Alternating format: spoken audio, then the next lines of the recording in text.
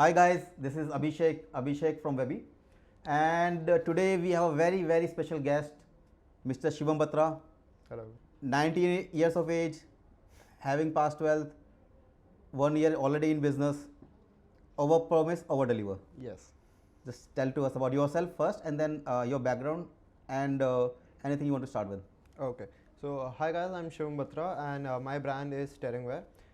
We have only registered it last year January, and my background is like my father owns a bakery that's been running for 40 years solid, and I have stepped aside into a completely different industry. It's like a garment industry, printing industry, and as 19 years old, you would expect me to be in college, preparing for some exam or lecture, but I'm over here because in 2024 October I started this brand, and at that point of time I wasn't so sure that it's going to work out, but it has now, and that's where we're going to start it from, I guess. Great. So, and also tell me, when I asked you about your age, you said 19th. वो भी अभी नवंबर में हुआ है. We are Yeah. actually shooting in January. Yeah. So why immediately after the school? Like anything you want to say? I mean, लोगों के लिए तो challenging होता है even after college. I mean, obviously what do you want to say? It is an advantage, disadvantage, challenge or opportunity? So basically what I realized early was that the earlier that you start working and realizing कि कहाँ पहुँचना है at the end of the day, हाँ. कि कहाँ I'll be satisfied, the better you are. कि if at 19 I know कि by 28 to 30 years I want to reach this stage, I have to start a business, I have to like achieve this kind of income. So it gets way easier to work and start, and get those guts कि यार if you want to reach there, you have to start it anytime soon. There's no better timing, there's no better opportunity than the today. कि आज start करा हाँ, तो अभी नहीं तो मतलब जब करना ही है Yeah. तो पहले करो ना. Why late? Yes, yes. Better sooner than later. Yes and young age पर एक एडवांटेज होती है कि हाँ. If something does not work out you can obviously pivot and हाँ. चेंज कर सकते हैं कैटेगरीज एंड एवरीथिंग. वही मतलब चांस ज़्यादा मिलता है. यस एंड गलती करने का भी स्पेस ज़्यादा होता है तुम्हारे पास कि if गलती हो भी गई, you have a safety net with your parents and everything, you can obviously restart, go into different path and field any time. Your guiding principle of your business. Yes, it's over promise and over deliver. Yeah. कि first time if you are trying to close a client, in especially if I talk about the B2B side, there are already really big vendors with aggressive pricing already sitting there who can crack your deal in minutes. But what happens is they do not care so much about the orders, but as a new fish you do have to, and जब तुम जाते हो कहीं पर you have to make an audacious promise कि oh we can do this. No other vendor in the right mind would go out of their comfort zone to complete that order. और फिर उसको उससे भी ज़्यादा एक्सपेक्टेशन मीट करना है. Yes. तो ऐसा नहीं कि आपको मतलब प्रॉमिस तो करना है. जनरली क्या होता है, I mean I am running this business on time, तो डेफिनेटली यंग ब्लड में we use to promise and then definitely we exceeded expectation, but over the period of time we start playing safe. Yes. तो वो promise slightly, but in your case over promise. I mean can you give me an example? So it's basically जो मेरी first corporate deal थी, we went in there and they had a problem कि पूरी D2C industry and every vendor comes in and says कि हम ये hoodie 380 GSM maximum में दे सकते हैं, but they wanted something way heavier than that, way something that feels like Adidas, Nike. So we gave them कि हम 420 GSM ढूंढ के लाएंगे. हाँ. एंड जब पूरी मार्केट 380 GSM करके बैठी, 420 GSM कहाँ से आया? And at the end of the day we gave them a 450 GSM hoodie that was like in medium size, it was 1.1 kgs, 1.2 kgs. So it felt so heavy and over promise and over deliver ही करके आया हूँ. And the customer was cast 24 and they were happy a lot. Exceededly. Yes, you and- actually exceeded their expectation. Yep. Great. थोड़ा सा अपना industry के बारे में बताओ, like the background, the type of industry, the type of customers, आपके जो relevant customers हैं, या कुछ anything you want to say about industry in India, overseas, whatever you want to say. Okay, so it's basically कि एक से एक बड़े वेंडर्स बैठे हैं मेरी इंडस्ट्री में जो ऑलरेडी एक बहुत बड़े स्केल पे काम कर रहे हैं. जैसे इंडस्ट्री की बात करें, इंडस्ट्री के बारे में बताओ. Printing industry, merchandise industry, corporates में गिफ्टिंग एंड एवरीथिंग. और कस्टमर्स कौन होते हैं आपके? It's mostly corporates and big media houses Uh-huh. who want to give something at their events हाँ. or want merchandise or something that's brand consistently. Employee merchandise हाँ. भी आ जाता है इसके अंदर. तो कॉर्पोरेट्स हो गए, क्रिएटर्स भी आप जैसे बता रहे yes, थे. कंटेंट क्रिएटर्स भी हैं जिनको अपनी मर्चेंडाइज ऑडियंस को देनी है. हाँ, एंड आप उनके लिए क्या करते हो? पूरा बैकएंड आप बता रहे थे मैनेज करते हो. Yes, so content creators का जो हमारा पार्ट होता है, इट्स लाइक कि content creator has a audience 1 million हाँ. सब्सक्राइबर्स एंड उसने 5-6 साल से ऑडियंस बनाई है. हाँ. तो ही वांट्स कि जब कभी भी वो किसी के साथ बैठे तो he wants a stable income कि मेरे ब्रांड वैल्यू की अगर फेम थोड़ा सा नीचे आता है, I have a brand on the back side. So वहीं पर मर्चेंडाइज बिजनेस करना शुरू करते हैं कि you know T shirts, garments, hoodies, बहुत सारी चीज़ें आ जाती है, स्टेशनरी इंक्लूडिंग। तो वो उनकी websites and YouTube channels and you no everywhere it goes live, and हम पूरा fulfilment, customer support, even the tech stack पूरा हम ही देखते हैं। Even taking the orders and then Yes. end to end managed delivery. Yes कि वो अपने audience पे कैपिटलाइज हाँ। कर पाए जो उन्होंने 5-6 हाँ। साल 10 साल में बिल्ड करी। And they don't have to manage about any inventory. नहीं So कुछ that's your expertise. Yes And you're just 19. Yes Great. और थोड़ा सा अपना इंडस्ट्री का ओवरऑल बताओ, लाइक किस किस ज्योग्राफी में वर्क करते हो? ओके सो करेंटली जो हमारी इंडस्ट्री में है, if I talk about in India, it's Qikink करके एक तमिलनाडु बेस्ड कंपनी है, and they are doing it for POD. But उनका मॉडल हमारे से नहीं कि वो कंटेंट क्रिएटर्स को टेक स्टैक बिल्ड करके दे, दे आर लाइक हम फुलफिलमेंट साइड पर है, customer support and everything is yours. But उनकी जो SKUs and print on demand की कैपेबिलिटी है, I think no one in India is beating that right now. हाँ. And if I talk about कि मैंने उनके फाउंडर से एक्चुअली डायरेक्टली एक बार इंस्टाग्राम पर भी बात करी, and you no he was also shocked कि 19 इयर्स इस पे कुछ कर रहा है चीज़। And that too in November. Yes I'm still keeping this point in mind. ये मेरे को ये काफ़ी सारे लोग बोलते हैं, even when I work with corporates and everything, you know they find it hard to trust and believe कि when I sit with C suite levels and directors कि इस कंपनी की मर्चेंडाइज करनी है and everything, you know they find it very hard to believe. They have to sometimes visit our inventory units, factory units की हाँ ये काम हो रहा है। एंड दैट्स द पॉइंट कि जितना जल्दी तुम कर सकते हो उतना ज़्यादा टाइम होता है तुम्हारे पास। ग्रेट. तो एक तो आपने एक ब्रांड का नाम बताया जो ऑलरेडी कर रहा है, और इसके अलावा कुछ और?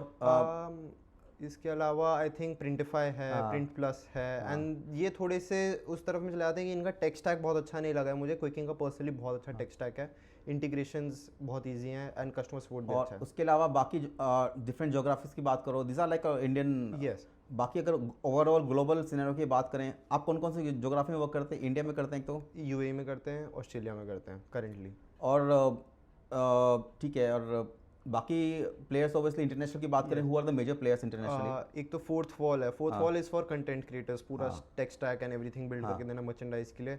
एंड देन मोस्टली इफ हम देखें तो US brands, European brands, they usually source it from Bangladesh, China, Pakistan and India. So जो मेजर वेंडर्स हैं उनका तो एज सच कोई नहीं है, दे कीप अंडरग्राउंड बिकॉज कभी किसी ने मार्केटिंग एंड ब्रांडिंग पे फोकस ही नहीं करा। I am sitting here because हमने वो ब्रांडिंग मार्केटिंग डे 1 से करनी स्टार्ट करी थी अपने लिए। ग्रेट. एंड जो ऐसा बात करें यूएस के जो ब्रांड्स की, वो सब उन सब का बैकएंड सब इंडिया में ही मैनेज करते हैं? इंडिया में या एशियन कंट्रीज मैनेज करते हैं? एशिया में जैसे आपका India, Bangladesh, Pakistan, China, Vietnam. Yes top पे कौन है? I think it's currently Bangladesh है और इंडिया है। ग्रेट. क्योंकि इन दोनों के पास लोअर एमओक्यूज होते हैं कि इफ कोई छोटा ब्रांड या फिर यूएस ब्रांड, यूरोपियन ब्रांड आ रहा है तो they will do it on a lower MOQ, lower friction. Instead, if you go to China, there are a lot of more options, better quality, but MOQs higher जाते हैं, per piece आपका cost low हो जाता है, but you know you'll have to lock in that inventory, पैसा stuck करना पड़ेगा. So smaller brands they approach vendors. So that's why India has an opportunity there. Yes. Great. And where they are using it at the moment also. Yes. काफ़ी हद तक छोटे vendors अपने हिसाब से एक्सपोर्ट इंपोर्ट में काफ़ी लगे हुए हैं। Even with this tariffs we saw कि टेक्सटाइल इंडस्ट्री में काफ़ी बड़ा हिट आया था क्योंकि यूएस का काफ़ी बड़ा पार्ट हम एक्सपोर्ट करके दे रहे थे उन्हें। So that's great. And regarding your family, I mean, how are they like reacted to your? I mean, one is like side hustle, and then it is a main, and your education becomes side. Yes. So basically, मेरे जो पापा है, he was never a fan of. I mean, after all, they are Indian, right? Yeah. They would want education to be done first. My father is a traditional. He does not believe in schooling. अच्छा, ठीक है. है. He is also a 10th pass only, but you know he scaled his business to a good level. So he wasn't so worried. He was like हो ही जाएगा कुछ ना कुछ तो। And my mother still you know she comes to me and says कुछ तो कर ले and I am like you know I hire people from colleges and full time workers, you know why would I need to do that? Yes. फिर क्या कुछ opposition mother की side से आया? But she was also on board कि अच्छा ठीक है, व्हेन यू नो 3-4 मंथ्स में रिजल्ट स्टार्ट हो जाते हैं तो you know they get on board, they are like अच्छा कोई बाद में कर लियो, ओपन से कर लियो, जस्ट गेट इट। तो you are hiring college graduates and mother is saying कुछ तो कर ले। And how are they are you, I mean, your father has a bakery business also. Yes. What support are you getting from him, or are you supporting him? I think I am mostly supporting him. Like मैं जब 8th grade में था तो I put his entire billing on entire business on billing and inventory systems when I was in 8th grade. And since then I've been managing the digital part, you know, inventories and everything. मैं वहाँ settle हो गया। And like if I talk about the family background तो काफ़ी time से stability है, सब कुछ है, safety net है, and really good. So हाँ, तो अब जैसे I mean when you sit with your father, so you are not sitting like a 12th class pass, you are actually sitting like a business owner. या तो क्या discussion होते हैं? It's usually about GST billings हाँ. कि CS के पास जाना है, इस हाँ. लॉयर के पास जाना है, ये कॉन्ट्रैक्ट कैसे होंगे, and he is you know way head of me in GST, क्योंकि मैं कई बार कंफ्यूज जाता हूँ कि ये बकेट में कैसे पर जाएगा. डिस्कशन क्या होता है? it- जीएसटी बिलिंग कैसे करेंगे? इट्स लाइक कि just currently we are doing order and उसके अंदर वी आर कंफ्यूज्ड कि 18% का टैक्स है, उसके ऊपर सेस इतना है, तो इसको कैसे बिलिंग होगी, and you no he guides me very much because he has a really good understanding of तो दिस. उनका जैसे बेकरी बिजनेस है, उसमें आप क्या कुछ कंट्रीब्यूट करते हो इन टर्म्स ऑफ आइडियाज या व्हाटएवर? यस, लाइक पूरा क्रिएटिवली आइडियाज मेरे ही जाते हैं, पैकेजिंग पे, ब्रांडिंग पे, अपने मार्केटिंग पे, and you know we are like looking to you know upgrade it to another level. हाँ. सो वहाँ पर काफ़ी हद तक मैं अपने आइडियाज दे रहा सो हूँ. You share ideas as a business owner, as a business owner, not like a 12th class. नहीं. थोड़ा सा let's go deeper, and if you are okay and you want to share your sales number, what you have got so far. Okay, so Steringware D2C, it's around 10 to 11 lakhs per month. And then if you talk about another LLC that does LLC established karke, we are put our entire corporate and you know every billing kind of the massive bulk billing, so that's around 22 lakhs per month. What is the industry size like? Industry size, I'd say that you know anyone any day can enter into this industry, and you know he can make a really good market for himself. हाँ, तो I mean there are already a vendors already there, and now you are a new entrant. I mean obviously 1 year हुआ है, but still Yes. how do you compete and how do you compare yourself with themselves? Okay, so जहाँ पर हम आते हैं it's basically एक तो quality consistently, हाँ. कि जो हम प्रॉमिस कर रहे हैं, जो हम सैंपल्स दिखा रहे हैं, we let the customers keep कि आप ये सैंपल रख लो, जब हमारा आपका पूरा बल्क ऑर्डर आएगा यू कैन कंपेयर इट. हाँ, Yes. तो आई थिंक ये होता है ना, काफी सैंपल ले लेते हैं एंड देन फिर दैट्स ग्रेट. हाँ. तो ये हो जाता है कि हम वापस नहीं लेंगे सैंपल, आप रख लो, बेंचमार्क कर लो. देन देर इज़ की कम्युनिकेशन. ट्रेडिशनल वेंडर्स को एक वो लाला एनर्जी बन जाती है कि कम्युनिकेट नहीं करना, ईमेल्स नहीं डालने, इनवॉइसेस बहुत अजीब से जा रहे हैं, कच्ची पर्ची, ये सब. एंड यू नो जो मेरी जनरेशन के अब लोग आ रहे हैं, कॉर्पोरेट्स में भी वही जनरेशन है, तो they usually avoid this kind of hassle. They wanted very clean and very composed sound. और जैसे आपने बोला कि आते हैं वेंडर्स, फिर आज एक वेंडर लिया, कल दूसरा वेंडर चेंज कर दिया, तो आप, ये तो बहुत बड़ा चैलेंज है इंडस्ट्री में. ये बहुत बड़ा चैलेंज है, बट जो मैंने इसको पर्सनली करा है कि जैसे अब कोई ब्रांड मैनेजर है या फिर कोई मार्केटिंग हेड है, उनसे एक personal kind of relation build करना होता है जाकर एंड मिलकर, कि at the end of the day कोई अगर एक बड़ी चीज़ है जो you know brand, if they are approaching some kind of cricketer for a brand ambassador deal, तो उसकी जो पिच डेक प्रिंट होनी है वो हमारे पास आएगी. क्यों आएगी? क्योंकि they trust us that so much. तो वो सारी चीज़ें करने के लिए you have to build a personal relation, you have to congratulate them if उनकी शादी हुई है, कुछ हुआ है. ट्रेडिशनल वेंडर्स वो काफ़ी हद तक पीछे हट जाते हैं, परवाह नहीं करते हैं उस चीज़ के बारे में, पर्सनल रिलेशंस के बारे में.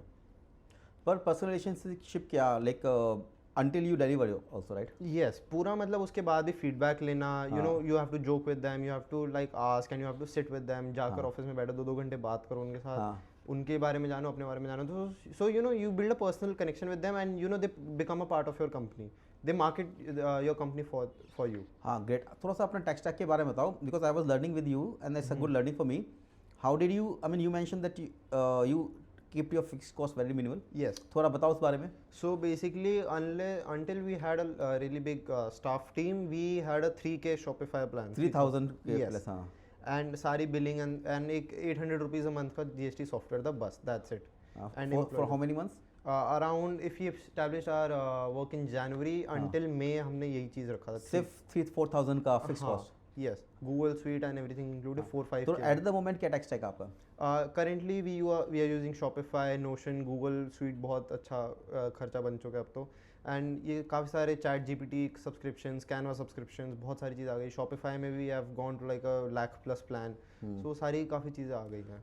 थोड़ा सा और आगे, you are sitting here 1 year plus हो चुके हैं. How do you see yourself? Okay, so business का future as far as I am seeing, I haven't launched a D2C collection in the last 1 year.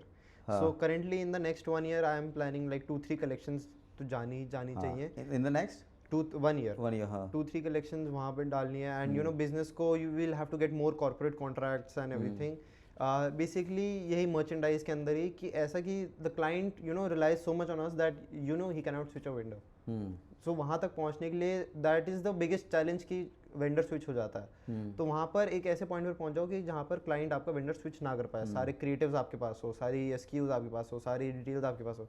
So that's the so until you cross 28, which is like a good amount of time, 10 I think 9-10 years से है. तो क्या क्या आप business में करोगे? So firstly I think एक तो स्टेयरिंग वेयर को एक बहुत बड़े स्केल पर लेके जाना है, where you know next target for us is small time singers and big time singers, उनकी पूरी कॉन्सर्ट मर्चेंडाइजिंग करना। एंड यू नो बहुत सारी मर्चेंडाइज आ जाती है कि वीआईपी इवेंट्स होते हैं उसके अंदर मर्चेंडाइजिंग करना, maybe even government contracts उस तरफ जाना, because these are the places जहाँ पे trust and credibility and personal relations बहुत अच्छे होते हैं।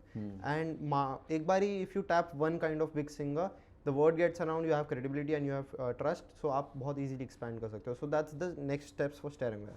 सो ये तो मार्केटिंग हो गया आपके D2C ब्रांड्स का। yes और भी कुछ यूज़ करते हो जैसे आपने रिलेशनशिप या प्रमोशनल हाँ। रेफरल के थ्रू आप जैसे आपने बताया। yes so for corporates and B2B email marketing, email marketing में भी दो बंदे बैठ के एक email scrapes करता है, and अभी तक जितने भी हमारे corporate orders हैं इधर आर through referrals और emails, कि हमने cold emails डाले हैं।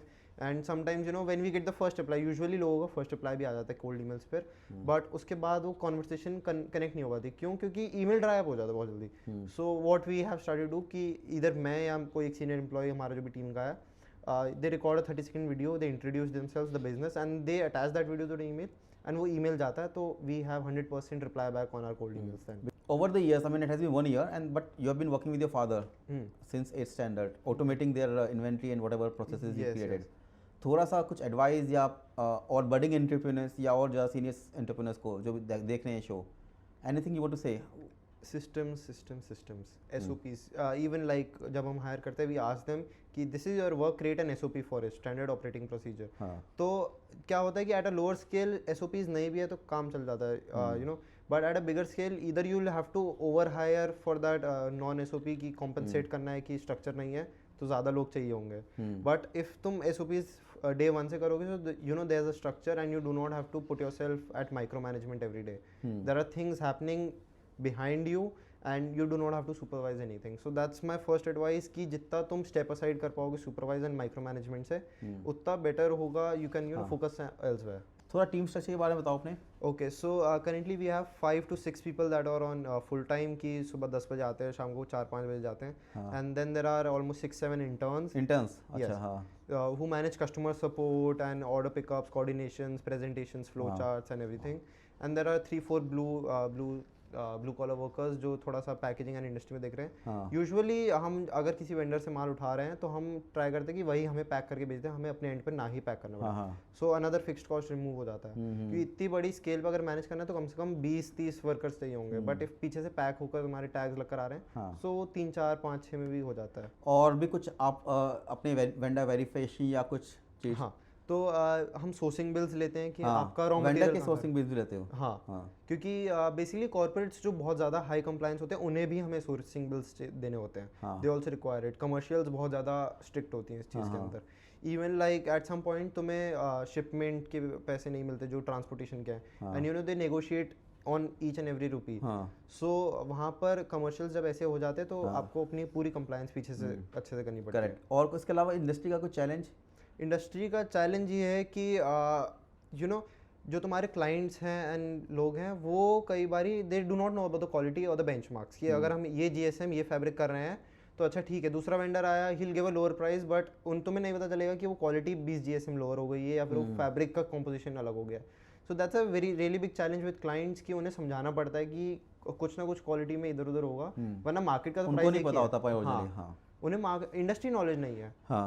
सो वो इंडस्ट्री नॉलेज उन्हें देना एंड विद टाइम उनके साथ ग्रो करना कि उन्हें अब GSMs का पता है, वो सामने से हमें रिक्वेस्ट करता है हमें ये GSM का काम चाहिए, क्योंकि हर आइटम में कमर्शियल स्टेप पहले नहीं करते, पहले क्रिएटिव डिपार्टमेंट्स करते हैं। अच्छा, यस, तो पहले क्रिएटिव डिपार्टमेंट को आपको इन्फ्लुएंस करना पड़ता है जिससे कि आगे कमर्शियल पे जा पाओ। यस। हाँ, और क्या चैलेंज था आपकी इंडस्ट्री का जो आपको एक्चुअली अपने कस्टमर्स को इन्फॉर्म करना पड़ता है, या एनीथिंग एल्स आपके वेंडर को? ये होता है कि कई बारी जैसे वी हैव ओवर 150 SKUs, तो अब एक आइटम जैसे स्वेटशर्ट है उसके अंदर अगर हम एक क्लाइंट के साथ डील कर रहे हैं, उनका कलर अवेलेबल नहीं है, सो दे आस्क कि ये कलर अवेलेबल कराओ, देन दे आर लाइक कि आप तो POD मॉडल पे हो, हम आपको MOQ भी नहीं देंगे। सो वो एक बहुत बड़ा चैलेंज आता है कि कस्टमर्स कई बार चीज़ें ऐसी रिक्वेस्ट करते हैं जो MOQ बेस्ड होनी चाहिए बट हमें उनको करके देनी पड़ती हैं, क्योंकि अगर हमने एक ऑर्डर नहीं करा तो हमें नेक्स्ट ऑर्डर पे वो चैलेंज आ जाता है कि हमारा तो ब्रांड कलर ही नहीं है आपके पास। और अब sir 20, that's great and thanks you for sharing the insight also. But 2026 का क्या प्लान है आपका? जैसे आपने बताया कि आप कुछ D2C ब्रांड में कलेक्शंस Yes. करेंगे, बट थोड़ा सा डीपन करो उसको. इट्स बेसिकली लाइक कि जो मैं देख रहा हूँ लास्ट 1-2 साल से एंड हाँ. पहले से भी कि F1 एंड फुटबॉल का क्रेज़ बहुत ज़्यादा बढ़ गया है. हाँ. So and there are lot of less brands that are targeting it and you know सब लोग जाना चाहते हैं कि फेम एंड ग्लैमर वाले में मिल जाए कि हमारा एक फैशन ब्रांड हो. हाँ. इंस्टेड आइड से कि मैं कम्युनिटी ब्रांड एक स्कार्सिटी ब्रांड करना चाहता हूँ कि जो बहुत ज़्यादा नीच स्पेसिफिक हो कि if I am enthusiastic F1 fan and I know some you know deep underlying things about my community तो उसके अकॉर्डिंग अगर मुझे रेफरेंस में मिलेगा I love that thing. So वही चीज़ होती है कि you know I have to sit with the creatives and everything and मुझे वो रेफरेंसेस ढूंढ के लाकर वो बनानी है 2026 में. That's great. So coming back to our last section, the rapid fire questions. Favorite e-commerce platform and why? Shopify, just because of the apps and the flexibility it gives us. Great. Next 6 months, scale or new category? New category. कौन सी category? Stationery. Stationery. Dream collaboration partner? I'd say Harsh Beniwal. Why? Because of the raw audience and references there are. हाँ. कि इतना सब कुछ मिल जाएगा material कुछ ना कुछ अच्छा बनाने के लिए एंड ऑडियंस को देने के लिए. Favorite customer review ever? Favorite customer review was that we got compared to a 2500 rupee t-shirt which costed the customer only 800 rupees from our side. And what was the review? कि 2500 की T-shirt beat नहीं कर पा रहा है beat कर रहा है ये चीज़. Oh great. And it was like an online review. आपको Yes. बताया था फोन पे या कुछ WhatsApp पे? मेल आया था. मेल आया था. Yes. Okay. Where do you want to live after retirement? Croatia. Croatia. क्यों? Beaches, Ah. just the pure European vibe. Great. And biggest wow moment in year one? Biggest wow moment year one की हमने किसी content creator को एक 400 rupees की T shirt supply करी थी and it was getting highly sold out at 4500 rupees. Great. So thank you very much for being here. It was nice speaking with you. Hope you had a great time. Thanks for coming.